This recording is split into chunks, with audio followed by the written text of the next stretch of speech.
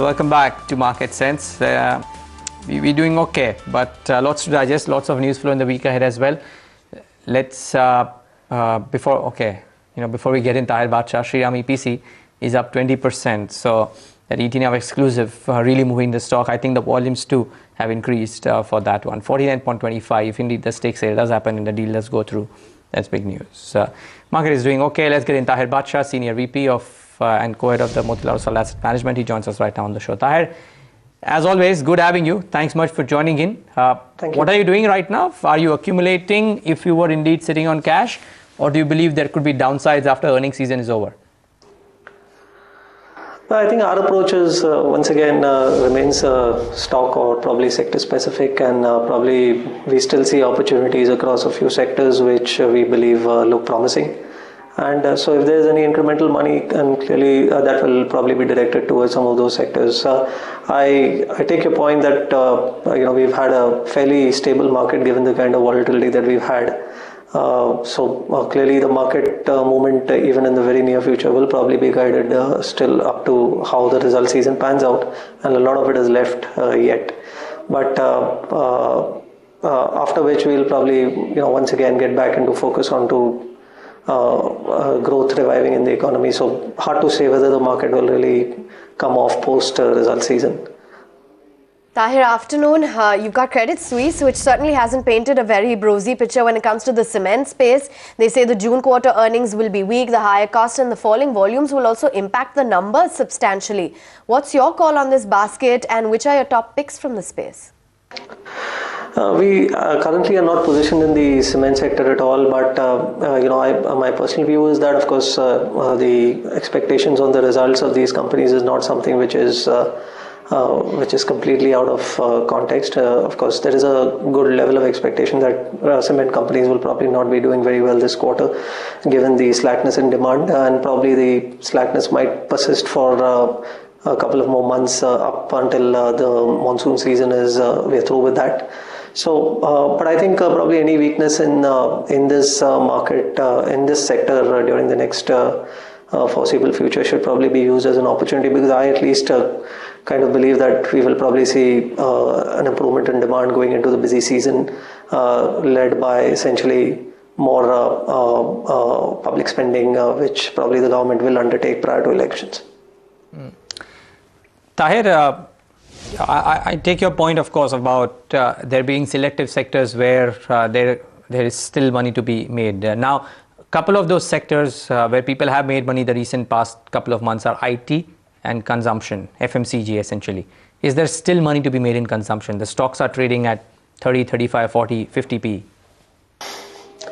Probably not as much in the frontline FMCG names, but you would one can definitely still find a few of the mid-sized tangential opportunities in FMCG, which could probably make sense. So it will still be a very case-by-case stock-specific approach even in that sector.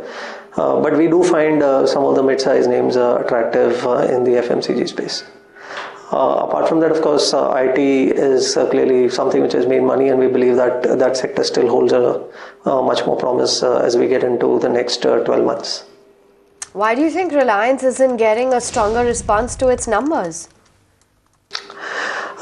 Basically, this quarter has ended up with a fairly decent growth of nearly about 20% year on year.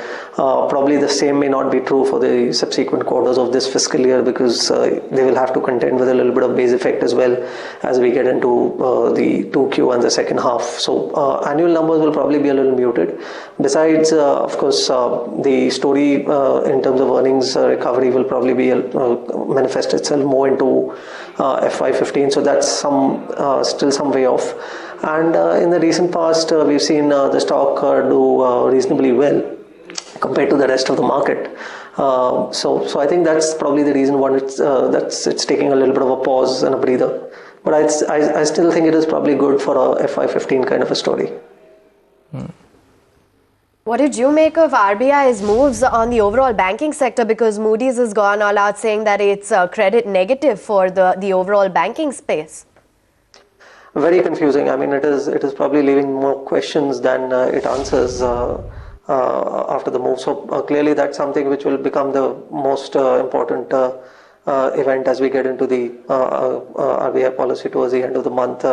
It's very difficult to interpret as to what's going on in RBI's mind. Are they trying to essentially stabilize currency at the short end, and at the same time also give a signal that things are going to be tighter as we go along? So it's throwing up quite a lot of confusing signals, especially the next move after that, which was basically the bond auction, which for the reverse OMO, which again threw up a lot of confusion, given that they did not accept the bids at high yields. So it's anybody's guess at this point in time as to what the RBI wants to communicate, and we'll probably have to wait for the credit policy to seek some further details on that.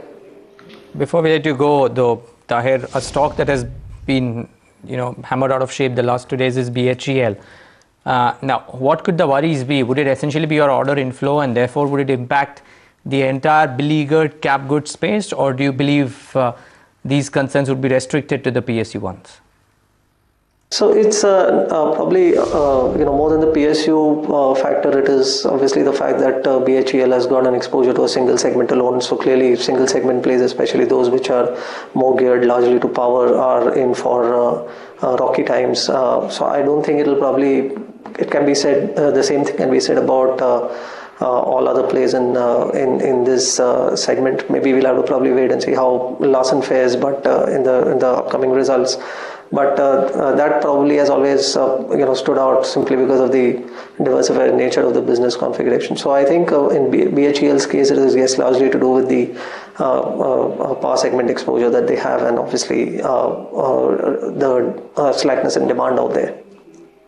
Thanks very much, Tahir, for joining in and giving us all of your fundamental expertise on the show. With that, we're timed out on this leg of Market Sense. Stay tuned for Markets at Lunch. That's up next.